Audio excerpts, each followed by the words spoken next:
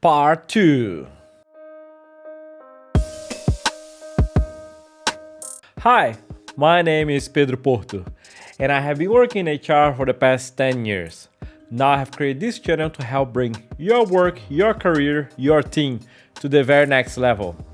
We're continuing the recruitment process deep dive with the second part of the interview phase. Last week, we explored how you can gather intelligence about the people, the company, the industry that you're going to interview for. Now it's time to go for your own preparations, how you can be on the best fit for the interview. Before we move ahead, I would like to talk about a storytelling template that will be extremely useful for you when you are sitting down on the interview. It starts with the context, the action, and the result. And what do I mean by that? When I ask a candidate to give me an example or telling me about a particular experience, what I would like to hear from the answer is that they give me the information about the context, about that example, what were your actions inside that context, and finally, what were the result of your actions. When I ask candidates about examples about their past experiences, be it in a particular situation or overall, I very much appreciate when they frame it like that with context, action, and result because it makes it very clear to me sitting in the recruiter seat to understand what are you talking about. So if you frame your experience and you frame your answers using these three elements, it will be very, very clear what are you trying to showcase.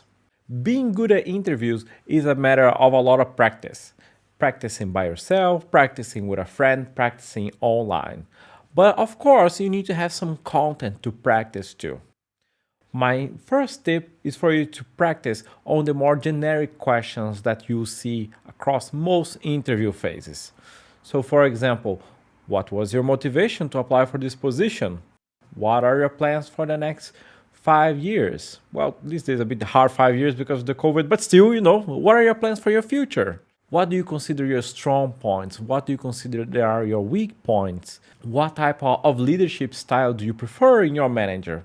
If you have done your intelligence gathering, most likely you also have a couple of questions that you know that will be on your interview.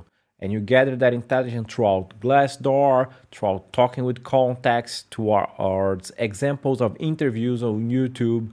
So make sure not to miss out on the first phase and gather that intelligence. I'll also put in the description a link to a set of very generic questions that you can download and practice by yourself. So now that you have practiced the generic questions, it's time to go for the specific questions of each position. If you have found them on your intelligence gathering, great. But if you had not, you already have a very good idea what's going to be asked of you.